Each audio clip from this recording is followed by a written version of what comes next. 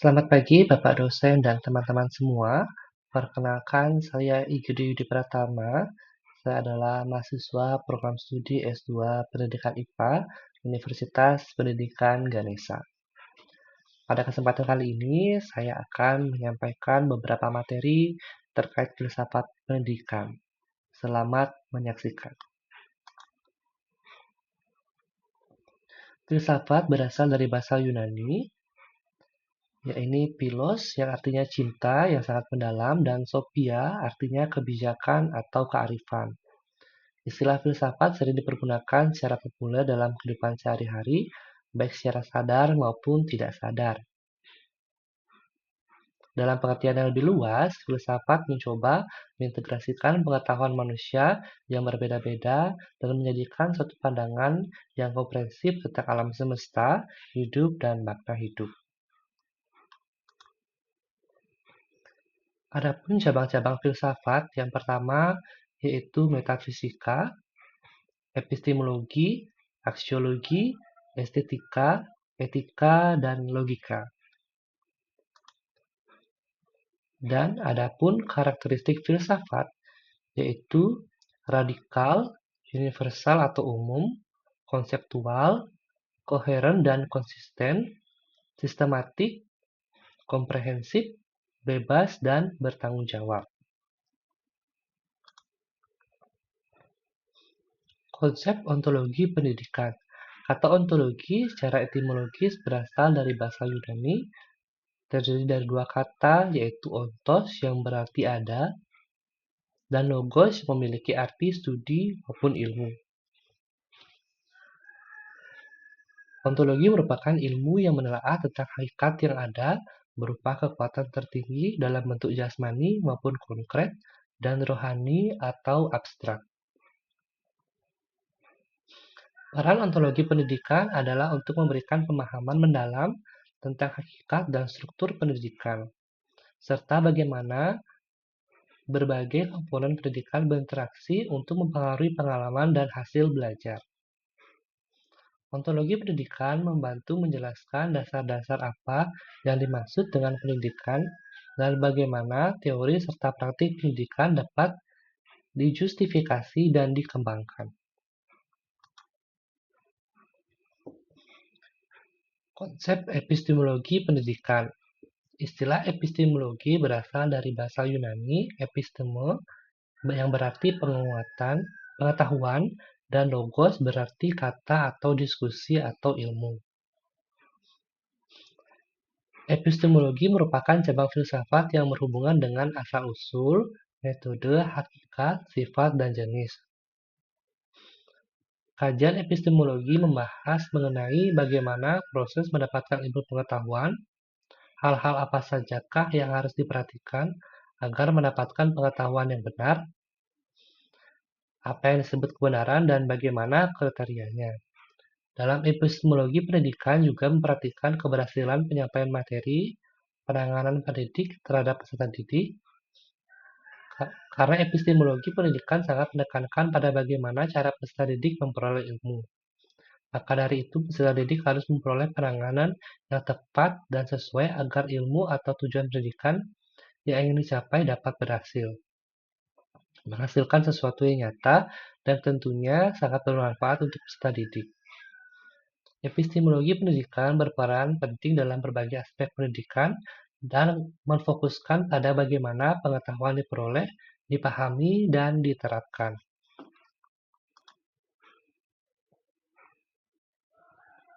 Konsep aksiologi pendidikan. Dalam bahasa Yunani, istilah aksiologi berasal dari aksios yang berarti nilai dan logos artinya teori atau ilmu. Maka dari itu, secara bahasa aksiologi berarti teori tentang nilai. Aksiologi ini berkaitan dengan manusia. Artinya manusia akan benar-benar menjadi manusia jika terdapat nilai di dalam individualnya. Tidak hanya itu, cabang filsafat yang disebut aksiologi juga membahas tentang nilai-nilai keluhuran dalam kehidupan manusia. Berikut adalah beberapa peranan aksiologi pendidikan, yaitu sebagai berikut.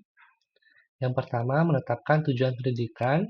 Yang kedua, mengarahkan kurikulum dan metode pengajaran. Yang ketiga, mengembangkan sikap dan etika. Yang keempat, membimbing kebijakan pendidikan. Selanjutnya, tujuan inspirasional filsafat pendidikan. Adapun tujuan filsafat pendidikan yang bersifat inspirasional adalah to express utopian ideal for the formal and informal education of human beings. Tujuan filsafat pendidikan yang bersifat inspirasional tidak lain adalah untuk mengekspresikan tentang pendidikan yang ideal atau pendidikan yang dicita-citakan. Seperti halnya Indonesia memiliki pendidikan ideal yang dicita-citakan, yaitu pendidikan yang mampu memfasilitasi siswa untuk belajar berbagai hal yang berpusat pada siswa atau student center, sehingga cita-cita pendidikan berkemajuan yang cita-cita luhur bangsa Indonesia untuk mewujudkan bangsa yang cerdas dan melahirkan insan-insan yang terbaik bagi Indonesia. Tujuan pendidikan yang ingin dicapai oleh Indonesia merupakan tujuan filsafat yang bersifat inspirasional.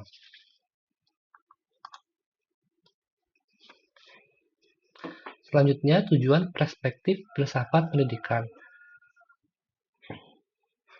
Filsafat pendidikan merupakan cabang filsafat yang berusaha untuk memahami pendidikan secara lebih mendalam, menafsirkannya dengan menggunakan konsep-konsep umum yang dapat menjadi petunjuk atau arah bagi tujuan-tujuan dan kebijakan pendidikan. Sebagai cabang filsafat, pemikiran filsafat terhadap pendidikan juga mempunyai ciri perspektif. Filsafat perspektif berusaha menghasilkan suatu ukuran atau standar penilaian tentang nilai-nilai, penilaian tentang perbuatan manusia, dan penilaian tentang seni. Filsafat perspektif menguji apa yang disebut baik dan jahat, benar dan salah, bagus atau jelek. Ia menyatakan bahwa nilai dari suatu benda yang dasarnya inherent dalam dirinya atau hanya merupakan suatu gambaran dari pikiran manusia. Bagi pendidikan dan filsafat perspektif, menilai suatu perilaku ada yang bermanfaat dan ada yang tidak bermanfaat.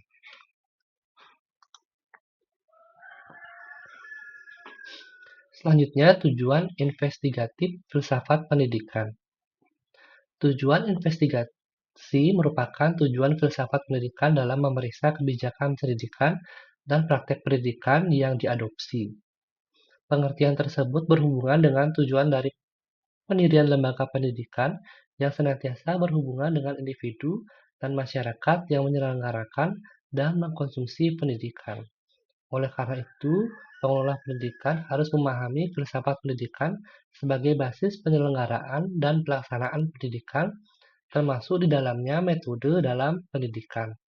Salah satu kebijakan pendidikan adalah pelaksanaan ujian nasional bagi pihak yang setuju. Ujian nasional dapat memberikan pelayanan sebaik-baiknya, memandang siswa didorong untuk belajar secara sungguh-sungguh agar siswa bisa lulus mencapai hasil yang terbaik.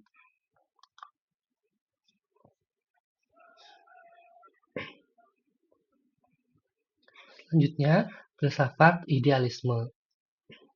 Filsafat idealisme sebagai salah satu aliran filsafat memiliki pengaruh yang besar dalam implementasi pendidikan.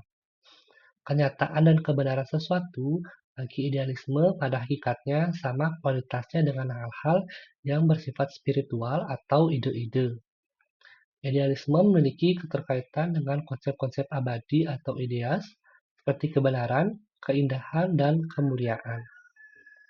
Idealisme pada intinya adalah suatu penekanan pada realitas ide atau gagasan, pemikiran atau akal-akal pikir yang dijadikan sebagai dasar atau pijakan hal-hal yang bersifat materi atau material.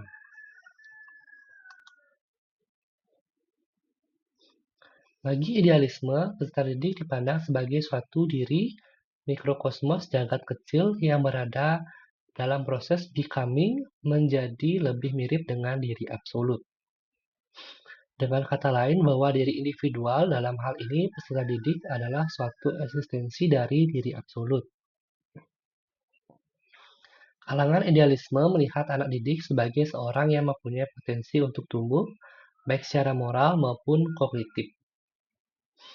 Para idealis cenderung melihat seorang anak didik sebagai individu yang mempunyai nilai-nilai moralitas. Oleh karena itu, pendidikan berfungsi untuk mengembangkannya ke arah kepribadian yang sempurna.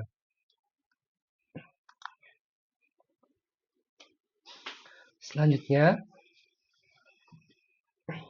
filsafat realisme.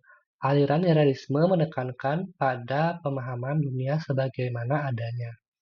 Aliran ini berpandangan bahwa realitas objektif itu ada, terlepas dari persepsi atau pemikiran manusia. Pendidikan dalam konteks realisme bertujuan untuk membekali individu dengan pengetahuan dan keterampilan yang relevan untuk berinteraksi dengan dunia nyata. Realisme dalam pendidikan memiliki keterkaitan erat dengan pandangan John Locke bahwa akal, pikiran, dan jiwa manusia tidak lain adalah tabula rasa, ruang kosong tak ubahnya kertas putih kemudian menerima impresi dari lingkungan. Oleh karena itu, pendidikan dibutuhkan karena untuk membentuk setiap individu agar mereka menjadi sesuatu yang sesuai dengan apa yang dipandang baik. Dengan demikian, pendidikan dalam realisme kerap diidentikan sebagai upaya pelaksanaan psikologi behaviorisme ke dalam ruang pengajaran. Aliran realisme dalam pendidikan menekankan pentingnya metode pembelajaran yang didasarkan pada realitas, bukan hanya konsep-konsep atau teori-teori yang bersifat abstrak. Guru dalam aliran ini diharapkan menjadi fasilitator pembelajaran yang membantu siswa mengamati, menganalisis, dan memahami dunia sekitar mereka melalui pengalaman langsung dan penelitian.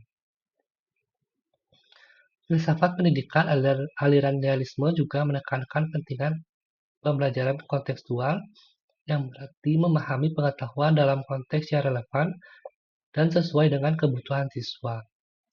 Hal ini dapat mencakup penggunaan studi kasus, eksperimen, kunjungan lapangan, dan berbagai jenis aktivitas yang menghubungkan pembelajaran dengan kehidupan sehari-hari siswa.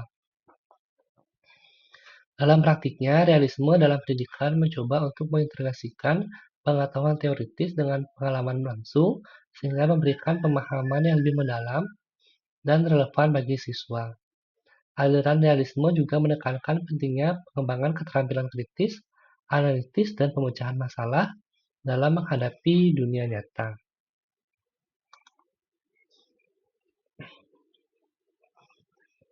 Selanjutnya, perbedaan filsafat-filsafat dengan filsafat barat dari sisi implikasinya pada pendidikan. Filsafat timur dan barat memiliki perbedaan mendasar dalam perspektif mereka terhadap pendidikan, yang berakar pada perbedaan filosofi dasar mereka.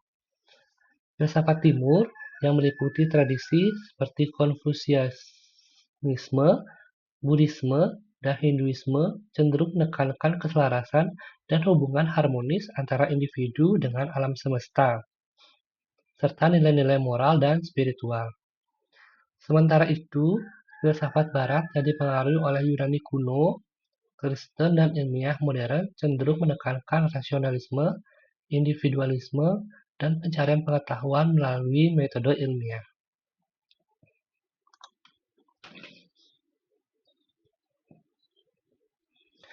Filsafat timur memiliki implikasi mendalam pada pendidikan yang dapat dilihat dalam beberapa aspek. Yang pertama, penekanan pada moralitas dan etika.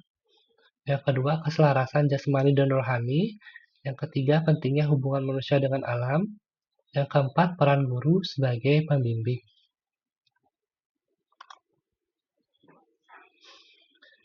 Dalam filsafat barat memiliki implikasi yang berbeda-beda pada pendidikan yang dilihat dalam beberapa aspek. Yang pertama, penekanan pada rasionalitas dan pengetahuan. Yang kedua, individualisme dan kebebasan berpikir. Yang ketiga, penekanan pada pengembangan keterampilan. Yang keempat, peran guru sebagai fasilitator.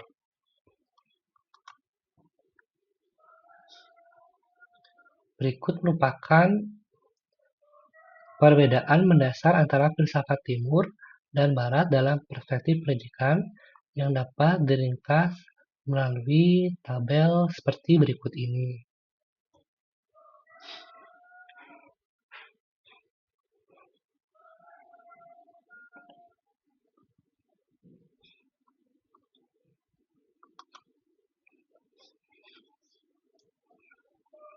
Selanjutnya, bagaimanakah pragmatisme mendorong filosofi yang lebih sukses di zaman modern, khususnya dalam bidang pendidikan, dan sebutkan siapa-siapa yang mencetuskan filsafat itu. Nah, pragmatisme sebagai aliran filsafat yang menekankan pada kegunaan dan efektivitas dalam kehidupan praktis telah memberikan pengaruh yang signifikan terhadap pendidikan di zaman modern. Aliran ini mendorong filosofi pendidikan yang lebih sukses dengan menekankan pada pengalaman langsung, belajar dengan melakukan, dan relevansi dengan kehidupan nyata. Beberapa cara pragmatisme mendorong filosofi pendidikan yang lebih sukses di zaman modern. Yang pertama, fokus pada pengalaman langsung. Pragmatisme memandang pengalaman sebagai sumber utama pengetahuan, menekankan pembelajaran melalui pengalaman langsung, di mana siswa terlibat aktif dalam proses belajar dan menemukan sendiri makna dari konsep-konsep yang dipelajari. 2. Belajar dengan melakukan. Pragmatisme mendorong belajar dengan melakukan, learning by doing. Pendidikan pragmatis menekankan pada aplikasi praktis dari pengetahuan yang dipelajari. Siswa didorong untuk menguji dan menerapkan konsep-konsep yang dipelajari dalam situasi nyata, sehingga mereka dapat memahami makna dan kegunaan dari pengetahuan tersebut. Yang ketiga, relevansi dengan kehidupan nyata. Pragmatisme menekankan pada relevansi pengetahuan dengan kehidupan nyata, di mana pendidikan pragmatis bertujuan untuk mempersiapkan siswa untuk beradaptasi dan berhasil dalam dunia nyata. Kurikulum dirancang untuk menjawab kebutuhan dan tantangan yang dihadapi siswa dalam kehidupan sehari-hari, sehingga pembelajaran menjadi lebih bermakna dan relevan.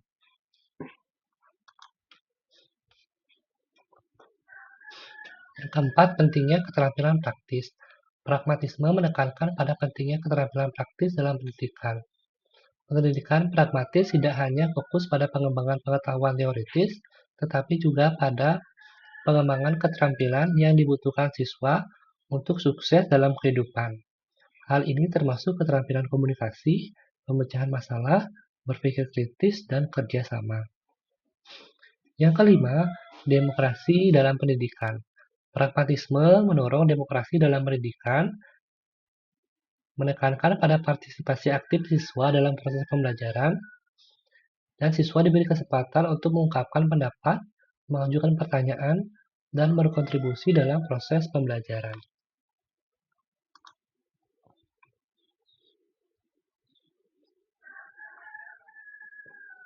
Berikut merupakan beberapa tokoh yang mempelopori filsafat pragmatisme. Yang pertama ada Sanders, yang kedua ada James, yang ketiga ada John Dewey.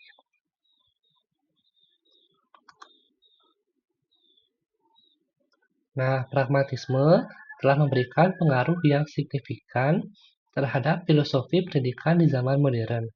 Aliran ini mendorong pendekatan pendidikan yang lebih berpusat pada siswa, berorientasi pada pengalaman, dan relevan dengan kehidupan nyata.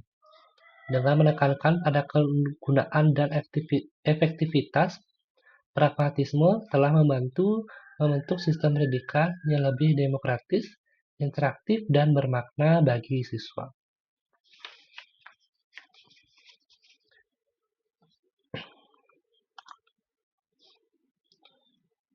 Baik, sekian pemaparan materi terkait filsafat pendidikan dari saya. Mohon maaf apabila masih terdapat kesalahan. Mohon untuk memberikan masukan dan sarannya. Untuk mengakhiri pemaparan materi ini, saya akan tutup dengan pantun. Jalan-jalan ke kota Medan, membeli kain sutra yang indah. Mari kita terapkan pedoman, filsafat pendidikan, tunjang masa depan kita. Sekian dan terima kasih. Jangan lupa like, comment, dan subscribe.